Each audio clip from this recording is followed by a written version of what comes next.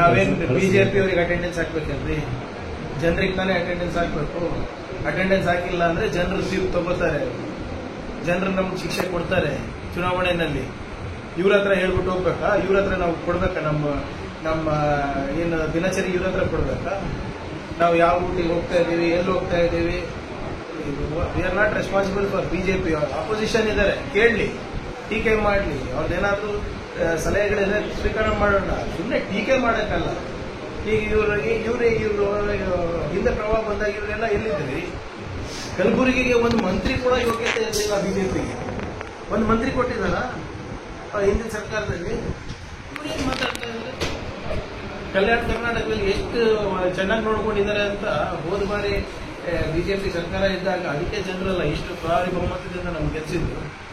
V are responsible government, we are responsive government. ನಾವು ಮಾಡ್ತೀವಿ. ನಾವೇನು ಬಿಜೆಪಿ ಅವರಿಗೆ ಅಟೆಂಡೆನ್ಸ್ ಹಾಕ್ಬೇಕಲ್ರಿ? ಜನರಿಗೆ ತಾನೇ ಅಟೆಂಡೆನ್ಸ್ ಹಾಕ್ಬೇಕು. ಅಟೆಂಡೆನ್ಸ್ ಹಾಕಿಲ್ಲ ಅಂದ್ರೆ ಜನರು ತೀರ್ಪು ತಗೋತಾರೆ, ಜನರು ನಮ್ಗೆ ಶಿಕ್ಷೆ ಕೊಡ್ತಾರೆ ಚುನಾವಣೆಯಲ್ಲಿ.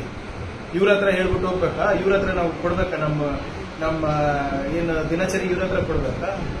ನಾವು ಯಾವ ಊಟಿಗೆ ಹೋಗ್ತಾ ಇದ್ದೀವಿ, ಎಲ್ಲಿ ಹೋಗ್ತಾ ಇದ್ದೀವಿ? We are not responsible for BJP. Opposition ಇದ್ದಾರೆ, ಕೇಳಲಿ, ಟೀಕೆ ಮಾಡಲಿ, ಅವ್ರದ್ದೇನಾದ್ರೂ ಸಲಹೆಗಳಿದೆ ಸ್ವೀಕಾರ ಮಾಡೋಣ. ಸುಮ್ಮನೆ ಟೀಕೆ ಮಾಡೋಕ್ಕಲ್ಲ. ಈಗ ಇವರು ಹಿಂದೆ ಪ್ರವಾಹ ಬಂದಾಗ ಇವರೆಲ್ಲ ಎಲ್ಲಿದ್ರಿ? ಕಲಬುರಗಿಗೆ ಒಂದು ಮಂತ್ರಿ ಕೂಡ ಯೋಗ್ಯತೆ ಇರಲಿಲ್ಲ ಬಿಜೆಪಿಗೆ. ಒಂದು ಮಂತ್ರಿ ಕೊಟ್ಟಿದ್ದಾರ ಹಿಂದಿನ ಸರ್ಕಾರದಲ್ಲಿ? ಏನು ಮಾತಾಡ್ತಾ ಇದ್ದಾರೆ? ಕಲ್ಯಾಣ ಕರ್ನಾಟಕದಲ್ಲಿ ಎಷ್ಟು ಚೆನ್ನಾಗಿ ನೋಡ್ಕೊಂಡಿದ್ದಾರೆ ಅಂತ ಹೋದ ಬಾರಿ ಬಿಜೆಪಿ ಸರ್ಕಾರ ಇದ್ದಾಗ ಅದಕ್ಕೆ ಜನರಲ್ಲ ಇಷ್ಟು ಭಾರಿ ಬಹುಮತದಿಂದ ನಮ್ಗೆ ಗೆಲ್ಸಿದ್ರು. We are responsible government, we are responsive government. ನಾವು ಮಾಡ್ತೀವಿ. ನೀಡಲಿ, ಯಾಕಂದ್ರೆ ಅವ್ರದ್ದೇ ಮಲ್ಲಿಕಾರ್ಜುನ್ ಖರ್ಗೆ ಪ್ರಧಾನಮಂತ್ರಿ ಅಲ್ಲಿ ಕಲ್ಪನಾ ಇದು ಇದೆಯಾ? ಪ್ರಜ್ಞೆ, ಸಾಮಾನ್ಯ ಪ್ರಜ್ಞೆ ಇದೆಯಾ ಅವರಿಗೆ? ಮಾತಿದ್ರೆ ರಾಹುಲ್ ಗಾಂಧಿ ಉತ್ತರಿಸಬೇಕು, ಸೋನಿಯಾ ಗಾಂಧಿ ಉತ್ತರಿಸಬೇಕು, ಖರ್ಗೆ ಅವರು ಉತ್ತರಿಸಬೇಕು. ಮತ್ತೆ ಇವ್ರು ಡೆಲ್ಲಿನಲ್ಲಿ ಇವ್ರೇನು ಕತೆ ಕಾಯ್ತಾ ಇದ್ದಾರೆ? ಮೋದಿ ಅವರು ಮತ್ತು ಅಮಿತ್ ಶಾ ಅವರು. ಈ ಸಮೀಕ್ಷೆ ಮೂಲಕ ರಾಜ್ಯ ಸರ್ಕಾರ ಪಗಡೆ ಆಟ ಆಡ್ತಾ ಇದೆ ಅಂತ. ಈಗ ನಮ್ಗೆ ಸಮೀಕ್ಷೆಗೆ ವಿರೋಧ ಇಲ್ಲ, ಆದ್ರೆ ಅವರು ಜಾತಿ ಇಲ್ಲ. ಮೋದಿ ಅವರು ಜಾತಿ ಸಮೀಕ್ಷೆ ಮಾಡ್ತೀನಿ ಅಂತ ಒಪ್ಕೊಂಡ್ರಲ್ಲ, ಅದು ಮಾಸ್ಟರ್ ಸ್ಟ್ರೋಕ್.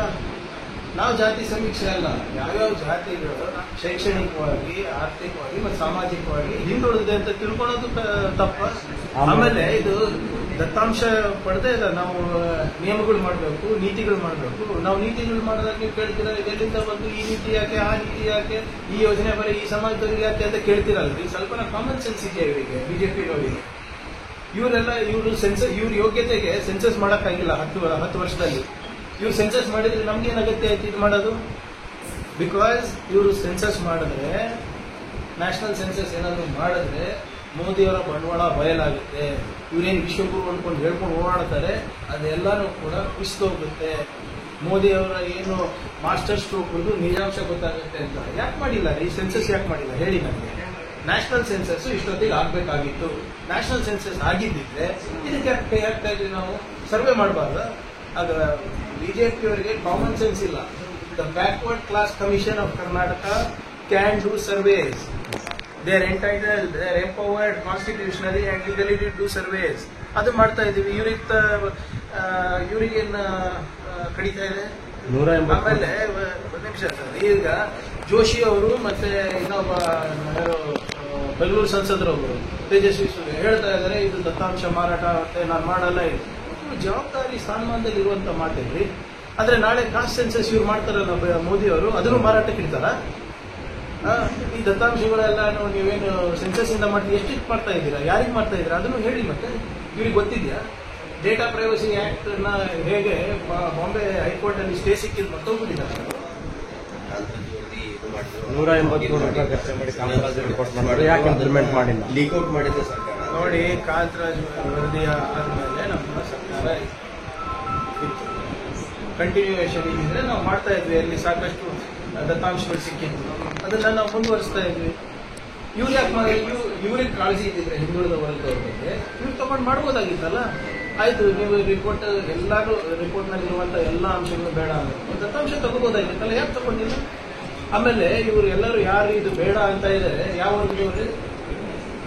ಜೋಶಿ ಅವರು ಇರ್ಬೋದು, ತೇಜಸ್ವಿ ಸೂರ್ಯ ಇರ್ಬೋದು, ಯಾವ ವರ್ಗದವರು? ಇವರು ಇವರಿಂದಾನೇ ಅಲ್ವಾ ಈ ಚತುರ್ವರ್ಣ ಬಂದಿರೋದು. ಅದಕ್ಕೆ ಬೇಡ ಅಂತ ಇದ್ದಾರೆ. ಹಿಂದುಳಿದ ವಿರೋಧಿ ನೀತಿಗಳನ್ನ ಇವರನ್ನು ಅನುಸರಿಸ್ತಾ ಇದ್ದಾರೆ. ಏನಾಗುತ್ತೆ ಹೇಳಿ, ಒಬ್ಬ ಹಿಂದುಳಿದ ವರ್ಗದವರು ಇರ್ಬೋದು, ದಲಿತರು ಇರ್ಬೋದು, ಅಥವಾ ಆರ್ಥಿಕವಾಗಿ ಹಿಂದುಳಿದ ಮೇಲ್ವರ್ಗದವರು ಆರ್ಥಿಕ ಶೈಕ್ಷಣಿಕ ಏನು ಅವ್ರ ಹಿನ್ನೆಲೆ ಏನಿದೆ ಅಂತ ತಿಳ್ಕೊಳತ್ತಪ್ಪ ಸರ್ಕಾರ. ಮತ್ತೆ ನೀತಿ ಏನ್ ಮಾಡ್ತೀವಿ ನಾವು? ಇವ್ಯಾಲ್ಯೂಯೇಟ್ ನಾವು ಅಕ್ಯುರೇಟ್ ಫಿಗರ್ಸ್ ಕೊಟ್ಟರೆ ನಮಗೆ ಪರಿಹಾರ ಸಿಗುತ್ತೆ. ಇಲ್ಲ ನಾವು ಕಾಟಾಚಾರಕ್ಕೆ ನಾವು ಕೊಟ್ಟರೆ ಯಾವುದೇ ರೀತಿಯಾದಂಥ ಪರಿಹಾರ ಸಿಗುತ್ತೆ. ವಿಜೇಂದ್ರ ಅವರು ಹೇಳ್ತಾರೆ, ಕಲಬುರಗಿನಲ್ಲಿ ಚಿತ್ತಾಪುರ ತಾಲೂಕಿನ ಹಳ್ಳಿಗಳಿಗೂ ವಿಸಿಟ್ ಮಾಡ್ತಾರೆ. ಹೇಳುವಂಥದ್ದು ಯಡಿಯೂರಪ್ಪನವರು ಕೇಂದ್ರದ ಕಡೆ ಕಾಯ್ಕೊಂಡು ಕೂಡಲಿಲ್ಲ, ಮೊದಲು ಏನ್ ಕೊಡ್ಬೇಕು ಎಲ್ಲ ಕೊಟ್ಬಿಟ್ರು, ಆಮೇಲೆ 1417 ಕೋಟಿ ರೂಪಾಯಿ ಅವ್ರು ಕೊಟ್ಟಿದ್ರು. ಹಂಗೆ ಮಾಡ್ತಾ ಆಯ್ತು, ಅವರೇ ಪೂಜೆ ಅಪ್ಪಾಜಿನೇ ತಾನೇ ಹೇಳಿದ್ದು ನೋಟ್ ಛಪಾಸ ಮಿಷಿನ್ ಇಲ್ಲ ಅಂತ. ಅವ್ರದೇ ತಾನೆ, ಅವ್ರ ತಂದೆ ತಾನೇ ಬಂದೇ ಇಲ್ಲ ಕಲಬುರಗಿಗೆ. ಈಗ ಯಡಿಯೂರಪ್ಪ 13,000 ಕೊಟ್ಟು ರಾಜ್ಯ ಸರ್ಕಾರ 23,000 ನೋಡಿ, ಒಂದೇದು ಯಾರು ಕಾಯ್ಕೊಂಡಿದ್ರಿ? ಹೋದ ಬಾರಿ ಕಾಯ್ಕೊಂಡು ಕೂತಿಲ್ವಾ? ಸುಪ್ರೀಂ ಕೋರ್ಟ್ ನಾವು ನಮ್ದೇನು ಪಾಲಿದೆ ನಮ್ಗೆ ಕೊಟ್ಟು ಸುಪ್ರೀಂ ಕೋರ್ಟಿಗೆ ಹೋಗ್ಬೇಕಾಗಿತ್ತು. ನಾವು ಮತ್ತೋಗ್ಬಿಟ್ಟಿದ್ರ ಬಿಜೆಪಿ ಅವರು. ವಿಜೇಂದ್ರ ಅವರಿಗೆ ನಾನು ದಯವಿಟ್ಟು ನೆನಪಿಸ್ಲಿಕ್ಕೆ ಬಯಸ್ತಾ ಇದ್ದೀನಿ. ಹೋದ ಬಾರಿ ಸುಪ್ರೀಂ ಕೋರ್ಟ್ ಏನು ಆದೇಶ ಕೊಟ್ಟಿದೆ ಸ್ವಲ್ಪ ಓದಿ. ರಾಷ್ಟ್ರ ಸರ್ಕಾರ, ಕೇಂದ್ರ ಸರ್ಕಾರದ ಬಗ್ಗೆ ರಾಜ್ಯ ಸರ್ಕಾರ ನಮ್ಮ ಕರ್ತವ್ಯ ನಾವು ಮಾಡಿದ್ಮೇಲೆ ನಿಮ್ಮ ಹತ್ರ ಕೇಳಿತ್ತು. ಆಮೇಲೆ ಏನ್ ಬಿಜೆಪಿಯವರು ಹೆಂಗ್ ಬಿಂಬಿಸ್ತಾ ಇದ್ದಾರೆ ಅಂದ್ರೆ ನಮ್ಮ ಮೇಲೂ ಬಹಳ ದೊಡ್ಡ ಉಪಕಾರ ಮಾಡ್ತಾ ಇದ್ದಂಗೆ ಇದೆ ಅಲ್ಲ ಕೇಂದ್ರ ಸರ್ಕಾರ. ತೆರಿಗೆ ನಮ್ಮದು, GST ಪಾವತಿ ಮಾಡ್ತಾ ಇರೋದು ನಾವು.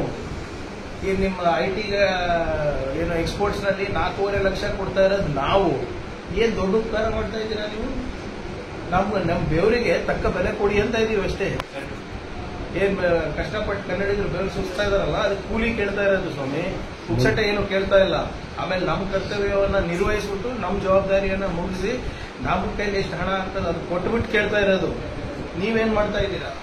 ನೀವು ಎಲ್ಲರೂ ಸೇರಿ ಹೋಗಿ ಅಲ್ಲಿ ಸರ್ಕಾರಕ್ಕೆ ಒತ್ತಾಯ ಹಾಕಿಬಿಟ್ಟು ಅಲ್ಲಿ ಕೇಳೋದು ನಿಮ್ಗೆ ತಾಕತ್ತು ಇಲ್ಲ, ದಮ್ಮಿಲ್ಲ. ಇಲ್ಲಿ ಬಂದು ಸುಮ್ಮನೆ ಮೀಡಿಯಾ ಬಂದ ಹೇಳೋದಲ್ಲ, ಅಲ್ಲಿ ಹೋಗಿ ತೋರಿಸಿ ನಿಮ್ಮ ಪಕ್ಷ.